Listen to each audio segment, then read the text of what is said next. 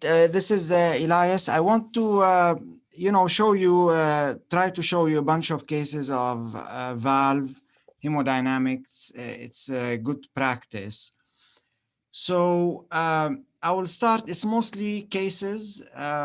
This is a first case in form of a question. So look at that hemodynamic tracing. I don't tell you what chamber that is. This is the scale. And I want you to look, this is a pressure recording obtained from one cardiac chamber.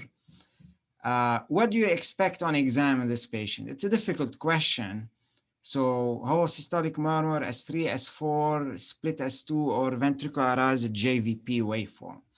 So the idea here is first, you need to recognize what this tracing is and what does it allude to.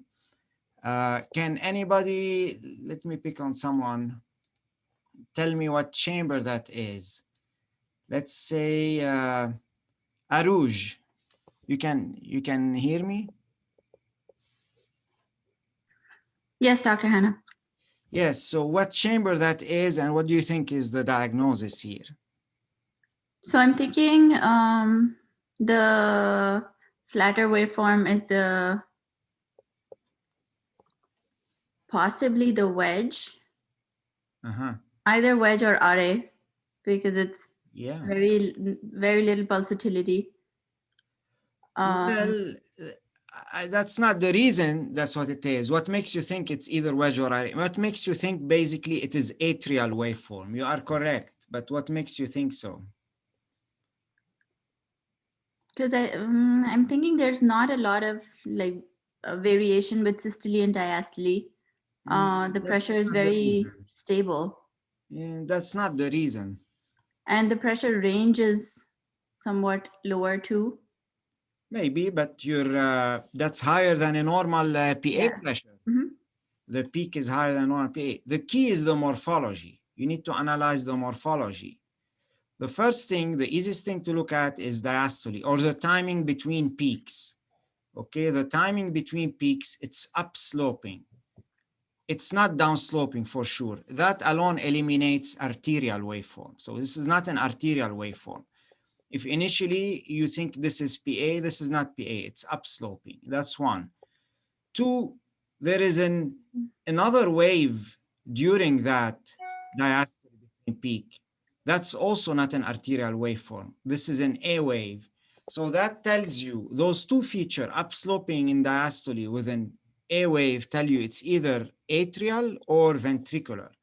Another thing, you don't have a dicrotic notch. Again, that's not arterial. So we've said it's atrial versus ventricular. Then you have to distinguish between atrial and ventricular. It's the timing and the shape. Look at it. It's peaking after the T wave, okay?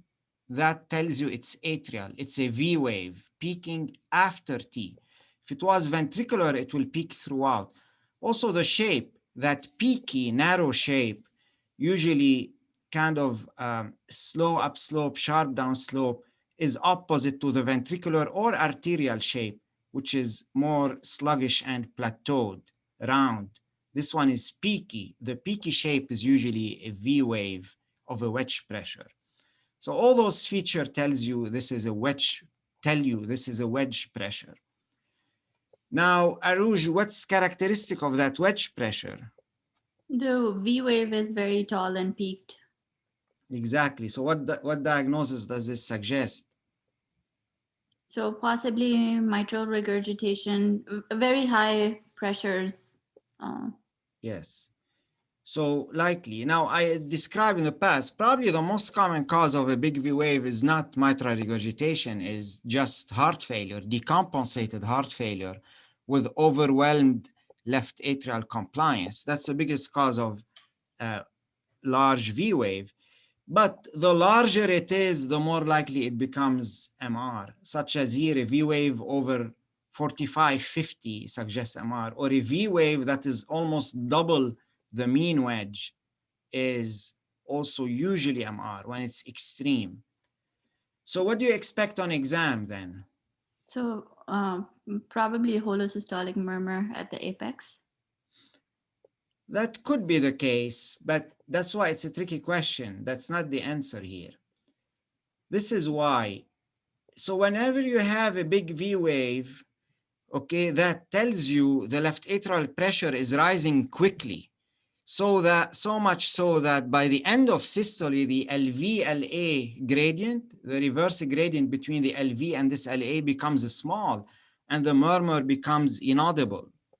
So what I'm trying to say here is that those patients tend to have, those patients with very like acute MR, as this suggests, or very decompensated MR, they tend to have an early systolic murmur, not a hollow systolic murmur. And it may not be very audible, as it is, for example, with papillary muscle rupture. So the murmur tends to be early systolic, not hollow systolic. And this is what you see on echo. One of the signs of severity of MR is what you call V wave cutoff sign. So this is the MR waveform on echo when you're putting the continuous wave cursor across the mitral valve. But this is when you have severe decompensated MR. That V wave rise slows the flow between LV and LA, and you get that V wave cutoff sign. So the answer here is S3. That's what you will have, S3, not hollow systolic murmur. Okay? Did everybody understand that? All right. I assume so. Yeah. So, Yeah. all right, let me show you. This is this patient after mitral clip. Look how his V wave dramatically declined. It's still somewhat pronounced. By the way, we call it big V wave. The most liberal definition would be V wave more than 10 millimeter higher than the mean wedge pressure. So this is exactly still big because the left atrium is non-compliant, it's fibrotic, but it's dramatically better. It will get better over the next few days or weeks. This is the next case. Those are simultaneous pressure tracings from the LV and from a wedge PA catheter, okay? So is there mitral stenosis and what's the severity? And so look at that tracing. When you're looking, let me pick somebody else here, CI. Let's say DUSOP. Do you hear me? I'm here. I'm walking right now. Okay, that's fine. Yeah, I can hear you. I'll pick somebody who can see then. Let's see, Nicholas. Can you see? Well, he's not there either. So let's say Thor. The third should be the successful one. Thor, do you hear me?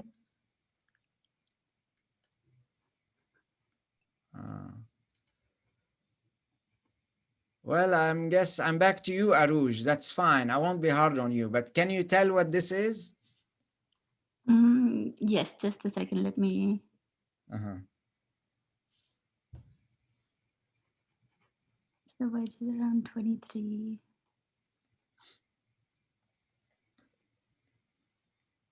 So basically, the question is about mitral stenosis. When we're asking mitral stenosis, what do you look for? What phase of the cardiac cycle you look for to assess if there is mitral stenosis? So mitral stenosis would be in diastole.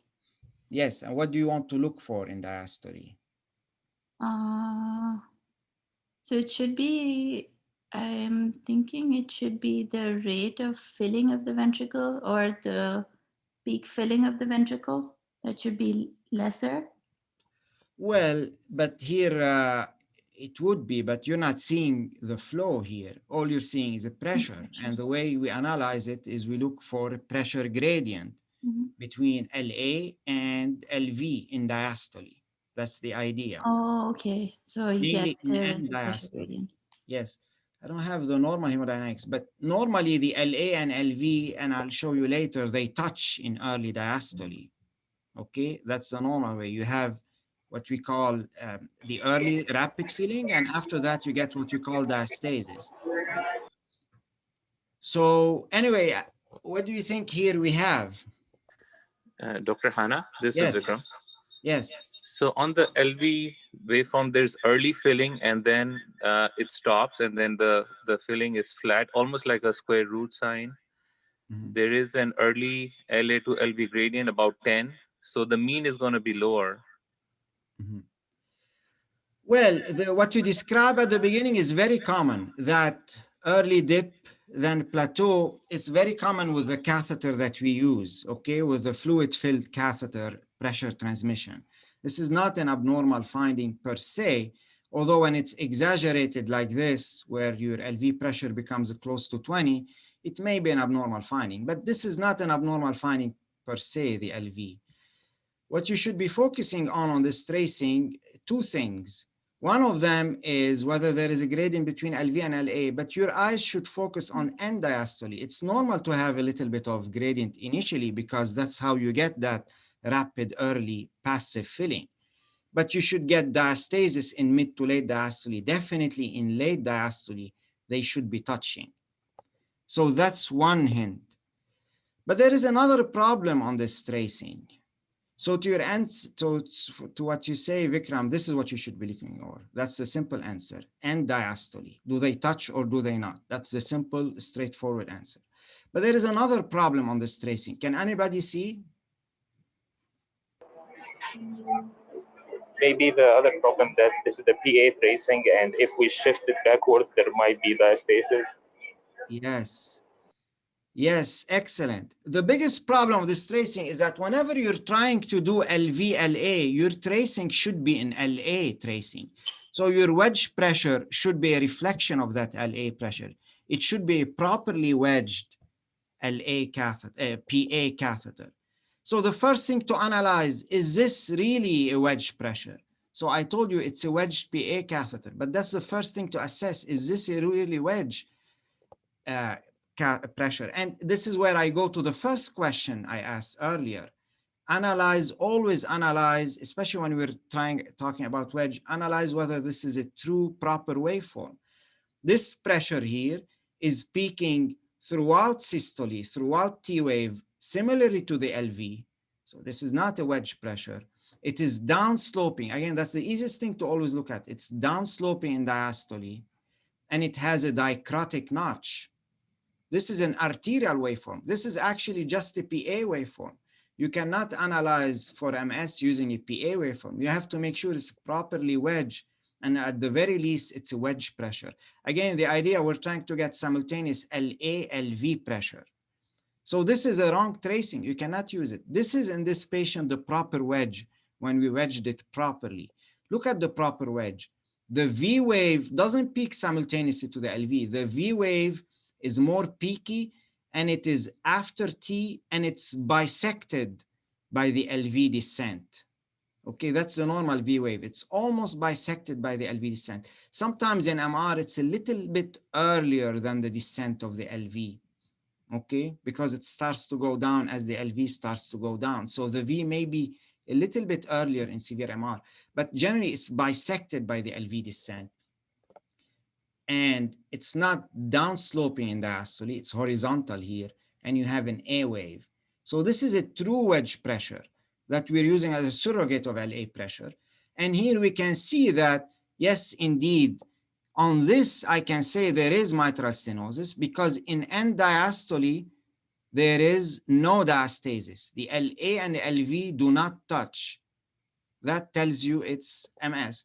At a heart rate that's well controlled. So lack of LV, LA diastasis with a heart rate that is less than 75, 80 is suggestive of severe MS, even without making any math.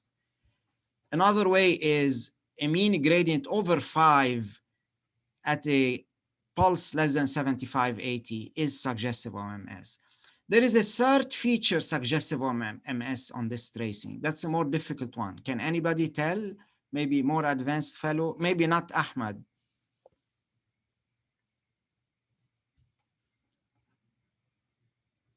There is a third very interesting feature, very suggestive of MS on this tracing.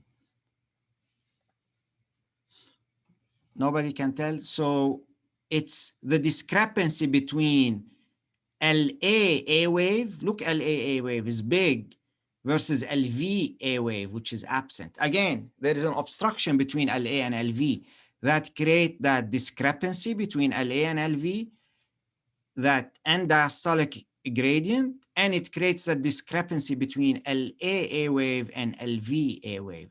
That's a third and very important feature of mitral stenosis. LV A wave is not prominent. The LA, on the LA pressure, either V or A or both can be pronounced. So mitral stenosis can give you a big V wave in advanced stages simply because the LA compliance is overwhelmed. Again, V wave is a sign of how overwhelmed is the LA compliance by venous return. So this is a summary of what I described.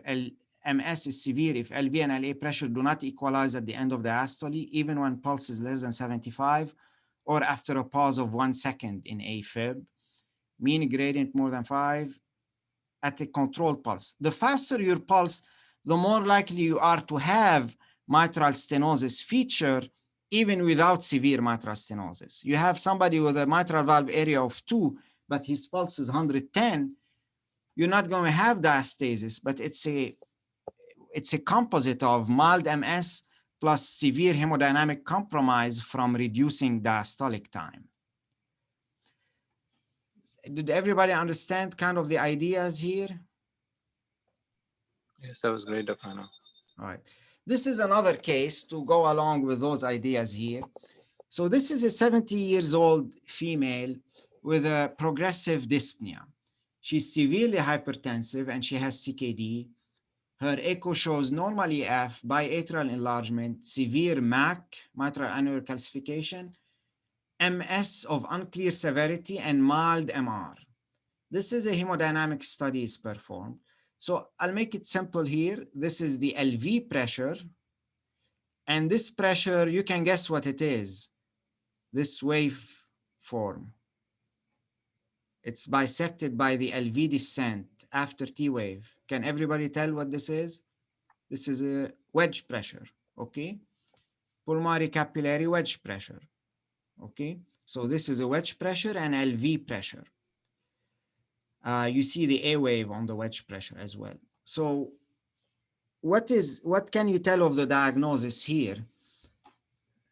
Let me pick on somebody who may be sharing the screen. Let's see, Lakshmi, can you see? Yes, Dr. Hanna, I can see. Okay, good. What do you think is the diagnosis here? So this is wedge pressure. You should be able to tell yourself by the fact of the timing. It's after T wave and it's being bisected by the LV descent when you're having simultaneous tracing. So what's the diagnosis here?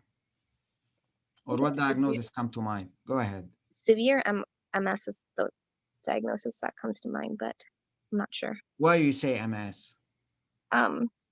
Because the pressures don't equalize at the end.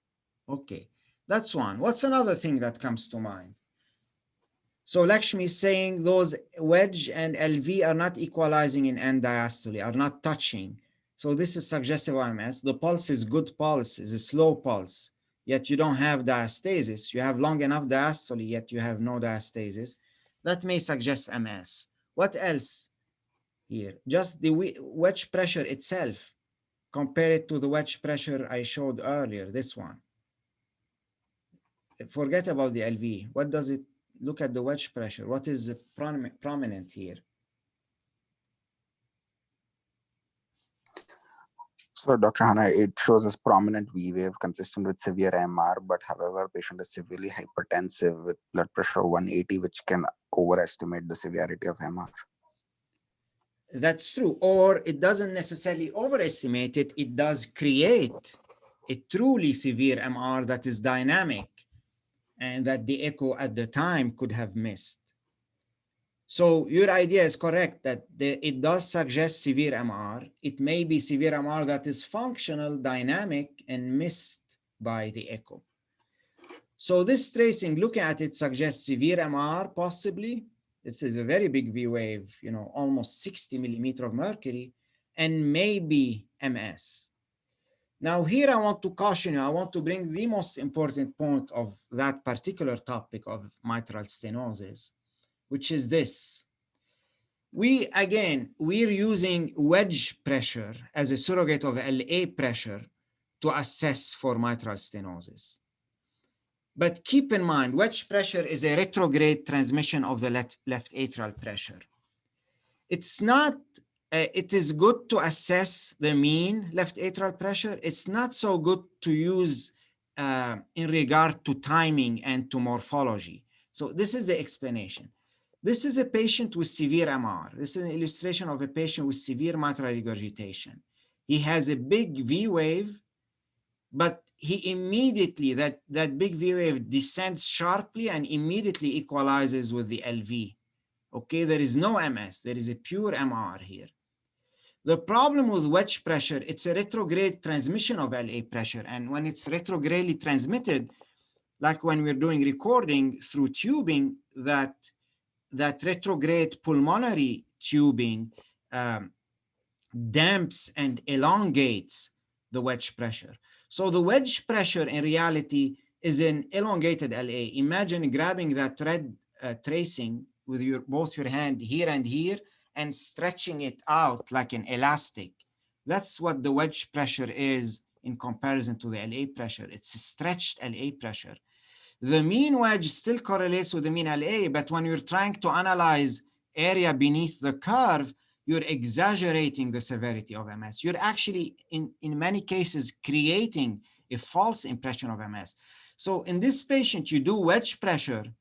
One, the wedge pressure is a bit more delayed than the LA pressure. You can adjust for that by pushing back leftward the wedge pressure, phase shifting it leftward. And that's something we do and something we did here. We shift the wedge until it is bisected by the LV descent. But even when you do that, the V wave descent or Y descent is far less sharp than this. And even the A wave is more elongated and a little bit higher in an exaggerated fashion. So all this, it creates a false impression of mitral stenosis at times. You may not have diastasis, but it's simply because of that waveform is stretched out and up by being damped. So that's one thing very important to keep in mind.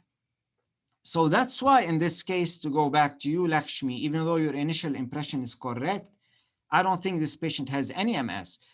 The bigger your V wave, the more wrong your wedge pressure will be in assessing MS. The more it will create that false impression. The bigger the V wave, the slower the downslope and the more exaggerated that gradient is. So much so that if you're doing study to assess MS that is unclear by echo, don't use, in my opinion, wedge pressure. You have to do transeptal and do direct LA pressure measurement. Do not use wedge for MS assessment when you have a very big V wave or when you have a precapillary pulmonary hypertension. The more you have pulmonary vascular disease, the more you damp that wedge pressure waveform. The more you stretch it out, the more you create a false gradient. So pulmonary arterial hypertension or big V wave, wedge pressure is not a good way to assess for mitral stenosis, okay? In some, this patient has, like Jay said, this patient has severe mitral regurgitation. Now, why was it missed by echo? A couple of reasons. Echo can miss eccentric MR, but I think the idea is that she's having this entity that I want you to know. I don't know if it's been described to you before, but it's called atrial functional MR. It's basically, this is a functional MR that is that occurs with a normal LV systolic function and normal size LV. It's a functional MR driven by a huge LA size that dilates the annulus in a pronounced fashion. LV functional MR is driven by valvular, especially posterior leaflet tethering. Atrial functional MR is driven by annular dilatation, and it's seen in decompensated heart failure with preserved EF as well as permanent atrial fibrillation. Those are the two entities that give you that atrial functional MR. And it is like functional MR, it is dynamic, so you can miss it on one study. So that's kind of the idea. Another entity that this study illustrates, so one atrial function MR, a second thing it illustrates is MAC.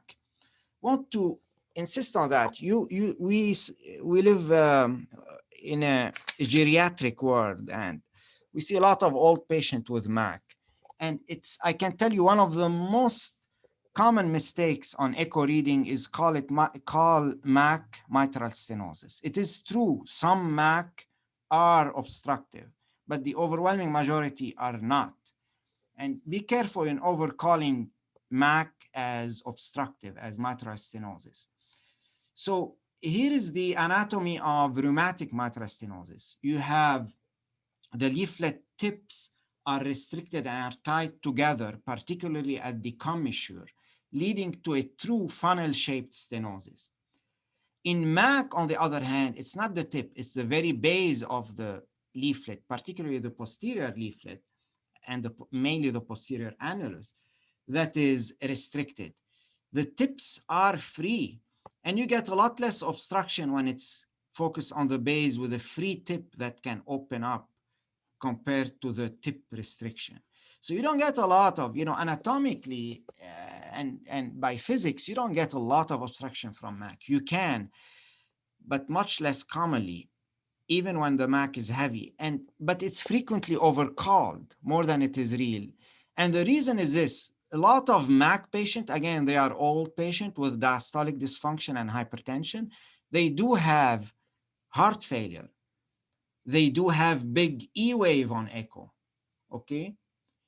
But their big E wave is shallow with a sharp downslope, but it's frequently overcalled as MS, but it's not MS E wave. Be careful.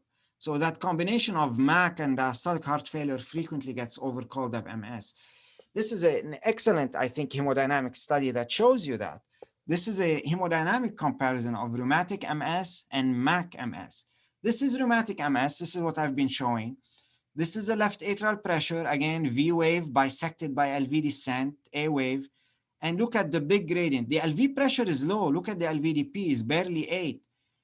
Yet the LA pressure is very high, and it's driven by that gradient throughout diastole, but including in end diastole. And look at the discrepancy between LA A wave and LV A wave. This is a real severe MS.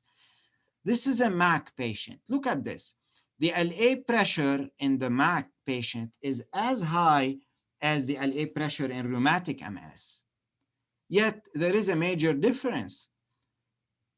In this case, the LA pressure is more sick than this LA, and the LV is more sick than this LV. So look at the LV pressure. It's much higher with a higher LVDP, and the gradient between both is not as high as the gradient here. That's one.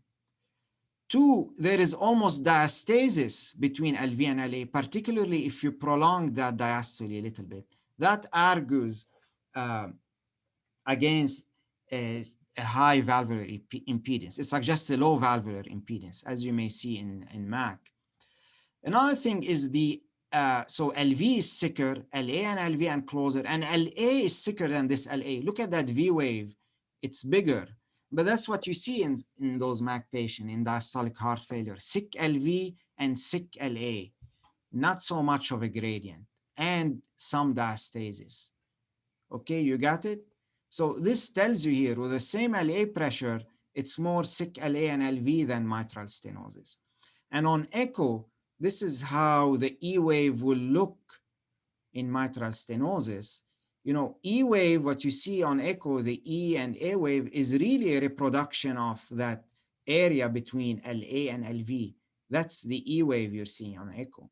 So the more diastasis you have, the more separate the LA and LV, the more sluggish that LV descent is, the more sluggish the pressure half time that you get by echo. Whereas here you get a steep E wave, that steep E wave which corresponds to the big V wave and Y descent. Did everybody understand that? All right, I hope so. So no questions on it? All right. I will move on to another topic. So I was focusing so far on, I focus on mitral stenosis and mitral regurgitation, on analysis of LA and LA-LV simultaneous recording and the caveats of wedge pressure. I will move to a different topic. So now switch your brains to, I will be focusing on LV aortic recording. So no more LV wedge, LV LA, it's more LV aortic recording. So this is LV aortic recording.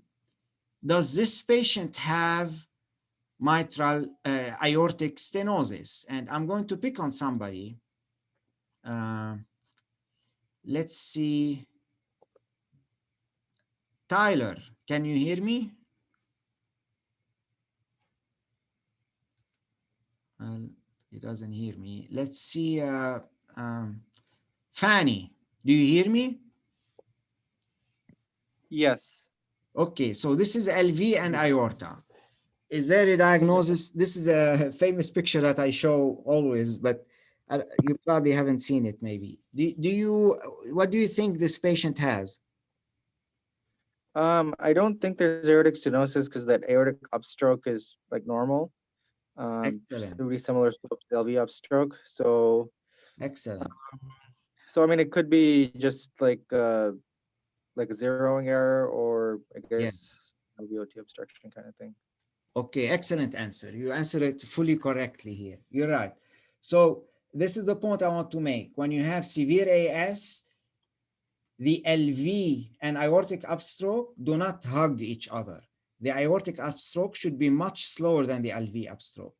So you see this, there is a peak-to-peak gradient of almost 50 millimeter of mercury. You may think aortic stenosis, but it's not. Always analyze the shape of your waveform. This is more likely to be error in zeroing, meaning the LV and aortic transducer are not zeroed at the same level, which creates a fake gradient. That's why we should always ensure proper zeroing when we're doing this. Swap transducers to verify we get the same gradient, and pull back at the end and verify that the pressures get superimposed.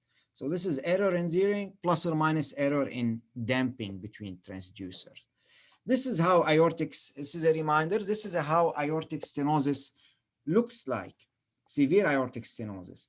The aortic pressure peaks late. This is what we call pulsus tardus. And you have what we call an anacrotic notch. Anacrotic notch, I'll remind you what it is. Normally, let's say the aortic valve area is 0.8 centimeters square. The aortic valve starts by opening normally with a normal flow velocity until it hits that 0.8 centimeters square. Then the flow all of a sudden becomes more slow and sluggish and damps. And you get that pulsus tardus and parvus. Parvus mean small in height. Okay, so narrow pulse and delay. This is a pulsus parvus and tardus. And here you see an anacrotic notch in this patient, okay? So this is another case. Let's pick somebody, then I'll probably start picking people. So let's see if Nicholas, can you hear me? He can't. Well, let's pick Tyler. Pick on the same people. How about Dusup? I'm here. Can you see? Yes, I can see. So you look at this. This is LV aortic simultaneous pressure recording. What do you think is the diagnosis here?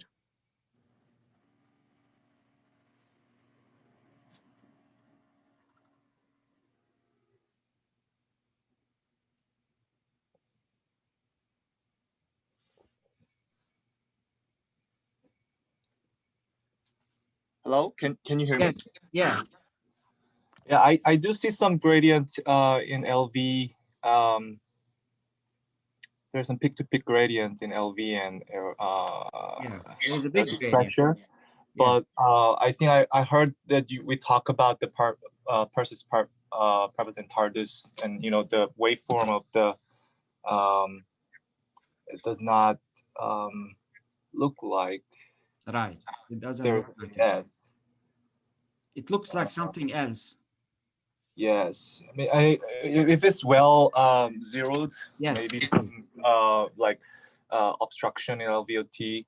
I Yes. don't know whether there's no PVC. I don't see any like typical sign for that, but there's definitely gradient, assuming that there's a well zeroed Yes. pressure, but it doesn't look like typical AS. Okay, good.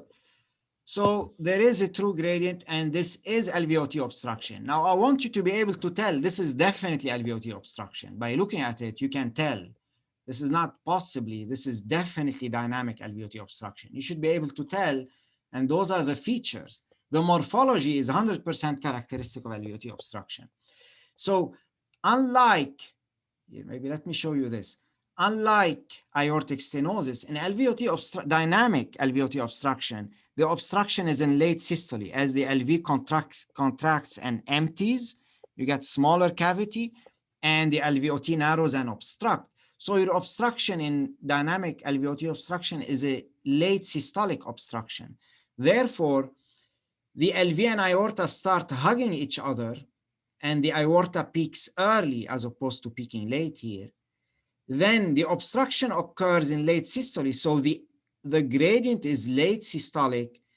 The LV peaks in a narrow fashion in late systole, while the aorta drops in late systole. That's why the aorta has a spike, early spike, late dome shape, okay? And the gradient is a late gradient, and this is what we call late peaking dagger shape, LV and gradient. That's exactly what you see on echo. So this morphology is very characteristic. You have late peaking LV, late peaking gradient. Look at when the gradient is. And the LV has the shape of a dagger. I mean, you can stab with this. You can hold it and stab. It looks very peaky and late peaking dagger. So this is characteristic of dynamic alveolar obstruction. And what you see by echo is, again, like we talked in mitral stenosis, what you see on continuous or pulse wave or continuous wave, you're seeing actually that gradient between LV and aorta, and it is late peaking. That's the dagger shape on echo. This is another illustration of another case. This is the LV pressure. Again, the morphology of the LV, even without looking at the aorta and the rest, late peaking dagger is very suggestive. It starts okay, then it bends and it peaks late. The LV bends and go up, unlike the aorta in aortic stenosis. The aorta bends and goes down in a way. So the LV is like this. The aorta has a spike and dome, and the LVOT, anything past the obstruction, also has a spike and dome. The obstruction here is in the LVOT, and you can actually get a spike and dome in the LVOT. This is another illustration. So LVOT obstruction has several features. The first feature is the morphology, extremely characteristic. The second feature is being dynamic with maneuvers. What maneuver specifically is, you need to memorize it this way. Anything that reduces preload or afterload increases the gradient. So the gradient and the obstruction move opposite direction to preload and afterload. And it moves in the same direction to contractility. So this is a case where this is the patient had absolutely no gradient. With Valsalva, we created a severe gradient. And when you get the gradient, you get also the classic morphology. See how that morphology of the LV shaped into a late bend and dagger, and the aorta changed. It became more spike and dome compared to here, okay? So this was elicited by Valsalva. Anything that reduces preload or afterload will increase your gradient, okay? Giving a patient an arterial vasodilator, nipride, will worsen your gradient. Nitroglycerin will worsen your gradient, okay? But we use physiologic maneuvers. That's what's more important. The pharmacological maneuvers are less reliable in making a diagnosis of dynamic LVOT obstruction. So we use Valsalva or exercise classically. All right. This is another thing, keep in mind that it's always important to try to elicit a gradient when you're suspicious of it, because when you're talking hypertrophic cardiomyopathy, about 30% have a gradient at rest, but 45% have no gradient at rest. They only have a dynamic gradient. And then you have about 30% who have no gradient at all, at rest or with dynamic maneuvers. So this is the other feature. So this is what we call the post-PVC Brockenbrough phenomena. This is the famous sign. This is the third sign of dynamic alveolar obstruction. So the first was the morphology. The second is the change with dynamic maneuvers. The third is Brockenbrough phenomena. You need to understand it here. Can somebody tell me why does Brockenbrough phenomena happen after a PVC? A first-year fellow. So we have a PVC followed by a pause. And what happens, the gradient increases, but why? So there's more diastolic filling, so the LV is able to generate a higher gradient. Well, that's always the immediate reflex of everybody. But keep in mind, when you increase diastolic filling, that's an increase in preload. And what should happen with an increase in preload?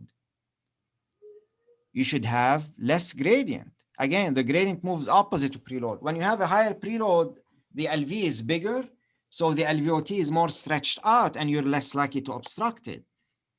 So that immediate reflex is not correct. That's not the reason. The reason is after a PVC, you get post-extrasystolic potentiation of contractility. So you get, you get increased contractility. And that overwhelms the effect of increased preload. So increased preload will reduce the gradient, but increased contractility increases the gradient. And it's a more important factor. So that's why you get an increase in obstruction and increase in gradient, increase in contractility. So this is what happens after a PVC. Paradoxically to what happens normal after a PVC, your your LV pressure will go up and aortic pressure will go up. In this case, after a PVC, LV pressure goes up, the gradient goes up dramatically, and your aortic pressure goes down. Now, importantly, don't look just at the systolic pressure. It's the aortic pulse pressure. That's what defines Brockenbrough. It's a decline in pulse pressure after a PVC. You can diagnose that on exam. This is one of the rare cases where after a PVC, the pulse becomes weaker, okay? As you're examining a patient. They give you that in board. They may not just give you pressure tracing. They give you somebody who has a gradient that increases after a PVC and the pulse that declines after a PVC. Now, this is IAS. Keep in mind, the first thing you should think about, what happens to the AS gradient after a PVC or PAC? Does it go up or does it go down? The answer is that it goes up. So it goes in the same direction as in HOCM. After a PVC, AS gradient increases. There is a catch to it though. It increases a lot less and the aortic pulse pressure dramatically rises. So in AS, you have in PVC, you have extra filling and extra contractility. You have a bigger cardiac output, and therefore with a bigger cardiac output, you get, or bigger stroke volume, bigger flow across the valve. As in Golden equation, bigger flow translates into a bigger obstruction. Higher flow is higher gradient. Sorry, not higher obstruction, higher gradient, as it is by Golden equation. I have it somewhere. Bigger flow translates into a squared bigger gradient. So you will get higher gradient with higher, with a PVC or a PAC, post-PVC PAC. But the important thing is the aortic pressure is also going up with a higher flow. You got it? So everything goes up in AS, unlike in HOCM. So the pulse goes up after a PVC as well as the murmur, and not as dramatically. This is another case. It's an interesting case. This is a patient, again, it's a HOCM case here. You see the LV and aorta. I hope everybody can see the classic spike and dome. Again, they hug each other in early systole, then you get spike and dome appearance of the aortic pressure. Then something happens here. What happens? Why all of a sudden the obstruction is less? Can anybody tell me?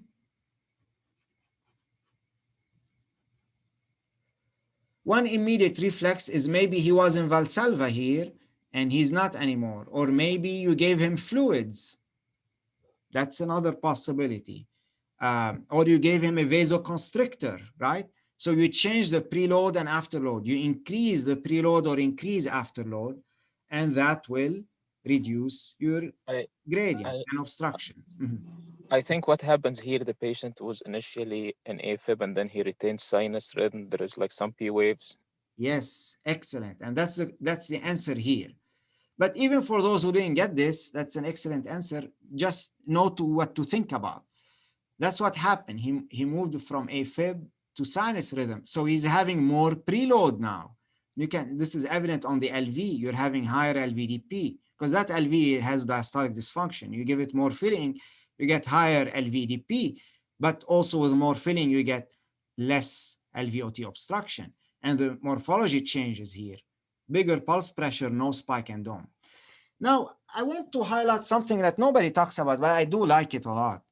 Respiratory variation. So notice, even here, after he went to sinus rhythm, what happens in inspiration, the gradient is less than in expiration.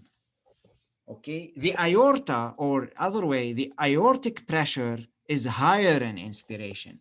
What do we call this? An aortic pulse pressure that dramatically rises with inspiration.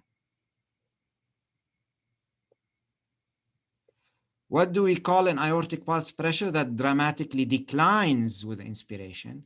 We call it pulsus paradoxus. We talked about pericardial processes last time.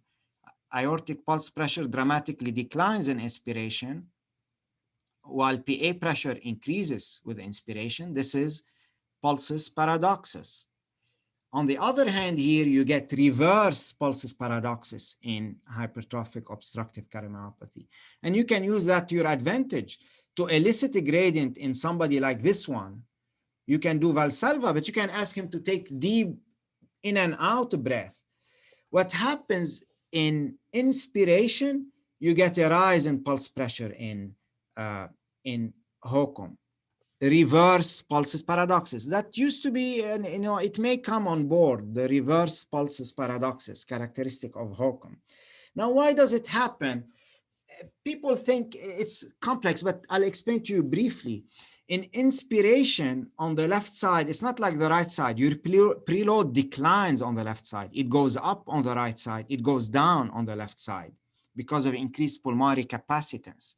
So you think maybe the gradient should rise, but in reality, also afterload. Always think of afterload as LV transmural pressure. Always think of that in the ICU in mechanically ventilated patient. LV transmural pressure is the LV pressure minus what's surrounding it. Basically, in inspiration, what you get an increase in afterload. And that increase in afterload is what narrows your obstruction. Okay. In expiration, you have a positive pressure against the heart as you get with mechanical ventilation, and that positive pressure will relieve the pressure inside the heart, will relieve the transmural pressure. In inspiration, the negative pressure around the heart will increase the transmural pressure, which is pressure inside the LV minus pressure outside the LV. This has been studied. There is only one study that was done about that. But again, they showed the same process. In expiration, you exaggerate the obstruction and you create that reverse pulsus paradoxus. I want to show one more case, and just to illustrate here, very interesting concept. So this is a 65-year-old woman. Again, the same thing, thing we're talking about, HOCM. So 65-year-old with a history of hypertension or questionable HOCM. History of hypertension, she's presenting with exertional dyspnea. Her home blood pressure is 150s, 160s. She's only on metoprolol and her pulse rate is 60. On exam, she has mild mid-systolic murmur, which does not significantly change with maneuver. Echo shows concentric LVH with septal thickness of 15 millimeters and a calcified aortic valve with a mild gradient. It was hard to tell whether this gradient is coming from the aortic valve or from the LVOT on that study, just to give you a bottom line. And the gradient wasn't much. So we did the hemodynamic recording here, okay? This is a case I did maybe a month ago. So this is LV aortic recording, not very helpful, okay? And here, let me show you. All right. Anyway, you don't see it here. I wish it is cut a little bit. No, you don't see it here, but after a PVC, do you see the screen here? After a PVC, not much change. There is a slight increase in gradient, but hard to tell if there is a Brockenbrough. Not much change in the aortic pressure, okay? So very non-specific response after one PVC, okay? So we couldn't tell with one PVC. I did Valsalva, also nothing changed. So I couldn't tell much compared to the echo, I couldn't change. The echo wasn't helpful. The cath so far has not been helpful using Valsalva and using a PVC. So I did something else here. Do you see my? I think you may have to change the setting. Yeah. Okay, here. So I did something else. We induced a short VT here, and look what happened. So after inducing short VT, what did we get? We got a classic Brockenbrough phenomena. Again, after a VT, you get narrowing of that pulse pressure. It is much narrow here compared to before or after. Look at it. Look at this height versus this height. You got a classic spike and dome. Again, whenever you worsen the obstruction, you get more classic spike and dome appearance. And you get late peaking dagger LV. Compare this LV to the standard LV. All right, so this is what happened. So we created dynamic alveolar obstruction. All right. We tried again, every now and then with a very premature PVC, we can get worsening of the obstruction, not a very classic dagger shape or spike and dome or a Brockenbrough phenomenon. So how do you manage this patient? That's the more important question here. And so I know I'm out of time, but it's such an interesting topic. If those can stay with me, if those of you who can stay with me for a few minutes. This is the reason I'm showing this case is I want to illustrate that very difficult combination of that no guideline or paper talks about, that combination of HOCM and severe hypertension. How do you treat those patients with HOCM and severe hypertension? The classic teaching is that you cannot use most of the hypertensive drugs in HOCM. You should not use vasodilator, and it's even in the guidelines, calcium channel or ACE, because reducing afterload increases obstruction. You cannot use diuretics because reducing preload increases obstruction. Well, you're stuck with beta blocker and diltiazem. Well, her pulse is already 60. You're on maximum dose of metoprolol. So how can you treat her pressure? Look here. In this particular patient, she has a blood pressure of 180, okay, 180 to 200 at times. And she has really a mild alveolar obstruction that took a VT to elicit it. And it wasn't elicited by Valsalva. So your question here, is that alveolar obstruction really her problem? Or if hypertension really her problem? So you have to think here and ponder. It's a tough case. Here's what I'll give you the bottom line answer, in my opinion. So while the inclination is to treat alveolar obstruction, it's important to note the following ideas that I just described. It's very difficult to induce that alveolar obstruction. The septal thickness is only 15, and she has really severe arterial hypertension. That may be much more of a problem than this, much more of a driver of dyspnea. So I think in her case, the first step is to try to control hypertension. And you have to use the medication that are considered contraindicated. You use them carefully. So what you can try in this case, amlodipine ACE, thiazide, or even a small dose of clonidine. And that may be the better one, clonidine, because it doesn't affect preload and afterload. But I don't like clonidine, so I do favor those. And you see what happens with her. If you control her pressure and she feels better, that's great. Remember, the goal is, the two goals in this patient is controlling symptoms and preventing hypertension and its damaging effects long term. So if you can control her pressure and she feels well, we're good. We achieved our goals. If you control the pressure but she feels horrible, then you have to control the LVT obstruction, whether using procedures, which are hard at this 15 millimeters. It's barely the cutoff to do septal reduction therapy, or add disopyramide to the antihypertensive, like give disopyramide in addition to amlodipine. That's why I'm giving this case. Now, there is only one in the literature, even though it's an extremely common combination, HOCM and hypertension, it's a very common clinical dilemma.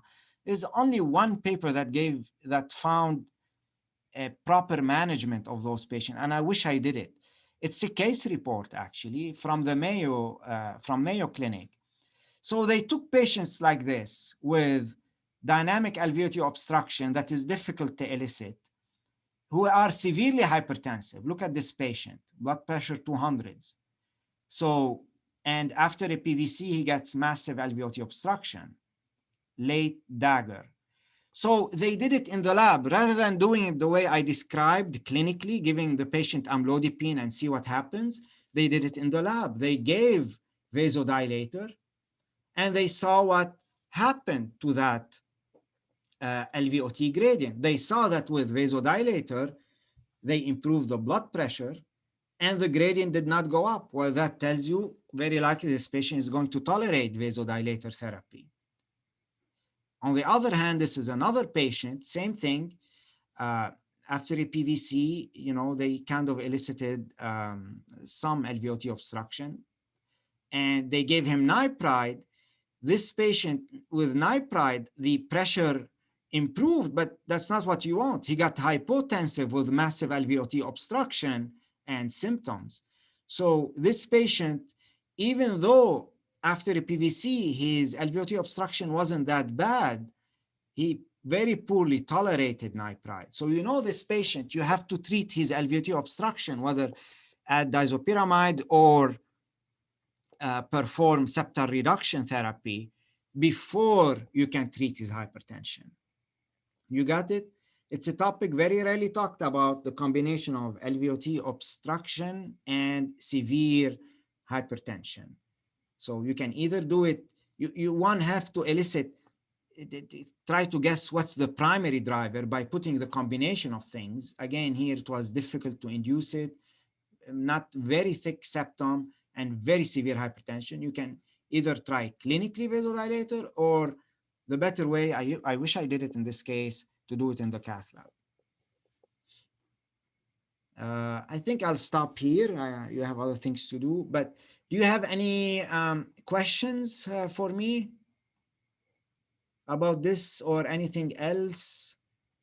Remember the reverse pulsus paradoxus, that's also something nobody talks about. In inspiration, aortic pressure rises, okay? Inspiration, aortic pressure rises in hypertrophic cardiomyopathy. I have a quick question. Yes. This is Jen, by the way. That was an excellent talk. You were talking about earlier, if you're concerned that you're having a zeroing problem, you recommended a few different techniques to use to resolve that. Can you go over those again? Yes. So there are at least 3 techniques. One is we ensure proper zeroing. So before as you're recording this, just before you obtain the simultaneous recording, you ensure that you put the zero, you open them to air, you open the tubing to air for both transducers at the same level. And the way our setup is, both transducer air is at the same level anyway. So you just open them both to air, and you make sure they are at the same level, and you ask the tech to zero both at the same level. That's one. A second thing you can do is we obtain those recording, the aorta with transducer 1, the LV with transducer 2. What you do, you disconnect the aorta from the tubing 1, and you connect it to the tubing 2 that was connected to the LV, and vice versa. You connect the LV to the tubing 1. So you swap both tubing and transducers, and you see whether you obtain the same recording. Let's say you had, in this patient, we had an error in zeroing, okay? I swap the transducers, okay? I connect the transducer of the aorta to the LV. What will happen now, the LV will go down, the aorta will go up. You will have a reverse gradient between the aorta and LV, which is impossible. So now you know that you had an error in zeroing. You go from LV aortic gradient to aortic LV gradient, which is non-physiologic. You kind of got the second idea? Yep. And the third idea is a confirmatory thing that we always do at the end. After we finish recording, we pull back. And on pullback, we want to see when we're in the aorta, we want to see that both tracing are superimposed. So let's say in this patient with error in zeroing, you pull back, you will see one aorta. So both transducers are connected to the aorta. You'll see one transducer, one aortic pressure way up, another aorta way down. You'll get two parallel aorta. Then you know you have an error in zeroing. Whereas if you have a proper zeroing, then both aorta will be superimposed, okay? And that's how we do it. We should always do that. On pullback, we verify that both tracings are exactly superimposed. That confirms one proper zeroing. It also confirms another thing, which is more problematic than zeroing, which is equal damping of the recording. So sometimes you have a proper zeroing, you know, both transducers are leveled at the same level, but one tubing or one catheter is more damped than the other ones. So which happen, we're stretching that aorta, we're elongating it, and we're creating a false gradient just because we're over damped. And you will be able to get that when you pull back. When you pull back, you'll see one aorta is up, another aorta is flattened, and that will create a false gradient. That's the issue in damping. That's a bigger problem. I can, you know, explain briefly how we can somewhat correct for it. But you understood the idea, Jen? Yeah, great. Thank you. Yeah, error in damping is a bigger problem because it's a problem in the tubing and or in the catheter. If it is a problem in the tubing, you can ensure that both catheters are connected to a proper tubing, same length, preferably short length, and it's well flushed from air and contrast and blood. That's how you try to control for damping of the tubing. Sometimes the problem is damping because the catheter is too small when we're using the dual lumen catheter. I explained those in the prior lecture, that's why I didn't detail it here. But we obtained this for LV aortic recording using a dual lumen catheter, where it's a pigtail, the end tip is in the LV, and it has a side hole in the aorta. The problem with that pigtail at 6 French, it's containing practically 2 catheters in one. So they are very small and you tend to damp. And that could be a problem in those cases. You can only catch that problem by pullback. And if it is a persistent problem, you just have to use another modality of recording, like get double access, or I explained, you know, double access and get one catheter in LV, one catheter in the aorta. You just need to recognize it and recognize that your measurements are incorrect and you need to redo them. Or you can put what I do, big 7 French sheath in the ascending aorta or in the aortic arch, and inside it I put a 4 French pigtail in the LV. You tend to get better simultaneous recording, I think, less damp this way. All Any right, other thank you. question for any of the remaining fellows? Let me see, no? I don't see any questions, Dr. Hanna. All right. It was great. Well, thank you very much for attending. Thank you. Okay, bye. Thank you. Thank you. Bye.